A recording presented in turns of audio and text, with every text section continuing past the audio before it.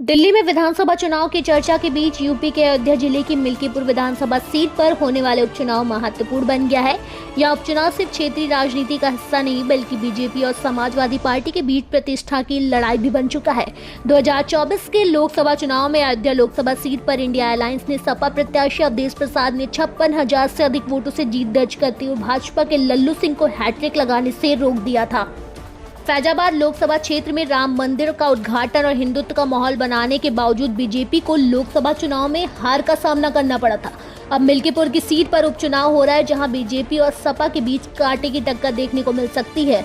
BJP ने चंद्रभानु पासवान को उम्मीदवार बनाया, जो पेशे से वकील हैं और पारसी समाज से आते हैं। चंद्रभानु रदौली से 2 बार जिला पंचायत सदस्य रहे और मौजूदा समय में उनकी पत्नी जिला पंचायत सदस्य हैं। चंद्रभानु पासवान का परिवार मुख्य रूप से सूरत की साड़ियों का व्यवसाय करता है। वहीं सपा ने अयोध्या से सांसद अवधेश प्रसाद के बेटे अजीत प्रसाद को मैदान में उतारा है। वहीं बीजेपी के प्रचार की कमान खुद मुख्यमंत्री योगी आदित्यनाथ ने संभाल रखी है, जो लगातार मिल्कीपुर का दौरा कर रहे हैं, वहां के विकास कार्यों को बढ़ावा दे रहे हैं। मुख्यमंत्री ने न सिर्फ खुद इस उपचुनाव की कमान ली है, बल्कि 7 मंत्रियों की टीम को भी तैनात किया है।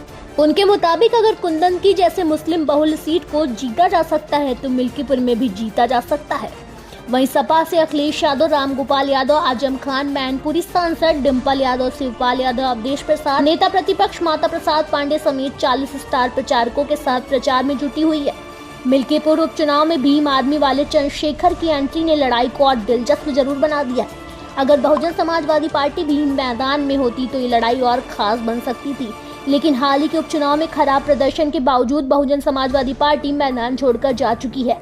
लेकिन चंद्रशेखर आजाद ने सूरत प्रसाद को मैदान में उतारकर इस लड़ाई को और दिलचस्प बना दिया। ये पेच इसलिए भी फंस रहा है क्योंकि सूरत प्रसाद समाजवादी पार्टी से ही बगावत करके आजाद समाजवादी पार्टी में पहुंचे हैं। मिल्कीपुर विधानसभा उपचुनाव के लिए 14 प्रत्याशियों ने 22 सीटों में नामांकन पत्र दाखिल किया था, जिसके बाद उपचुनाव आयोग ने अपने जांच में 10 नामांकन पत्र को अवैध करार दिया। 14 में से 4 नामांकन पत्र में कमी होने के कारण उन्हें खारिज कर दिया गया। चुनाव आयोग के मुताबिक सपा से अजीत प्रसाद, भाजपा से चंद्रभानु पासवान, आजाद समाज पार्टी से संतोष कुमार, भारत उत्सव पार्टी से प्यारे, राष्ट्रीय जनवादी पार्टी से सुनीता, निर्दलीय वेद प्रकाश, अरविंद कुमार, कंचन लता, भोलानाथ, बाबूराम के नामांकन सही पाए गए हैं। अब 20 जनवरी को नामांकन वापसी के बाद इन प्रत्याशियों को चुनाव चिन्ह दिया जाएगा और यहां पर वोटिंग 5 फरवरी को होगी और परिणाम 8 फरवरी को आएगा। मिल्कीपुर में करीब 3.58 लाख मतदाता हैं, जिनमें पारसी, दलित, यादव और मुस्लिम समुदाय के लोग शामिल हैं और इस उपचुनाव में पारसी वोटर्स अहम भूमिका निभा सकते हैं।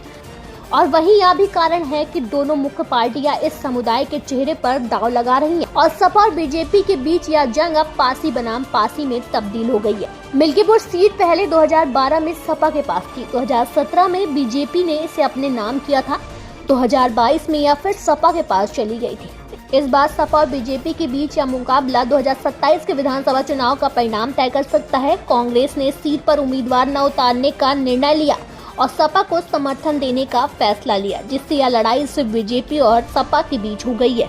अब यह देखना है कि इस प्रतिष्ठा की लड़ाई में जीत किसकी होती है, क्योंकि यह न केवल मिल्कीपुर बल्कि पूरे यूपी की राजनीति को प्रभावित कर सकता है।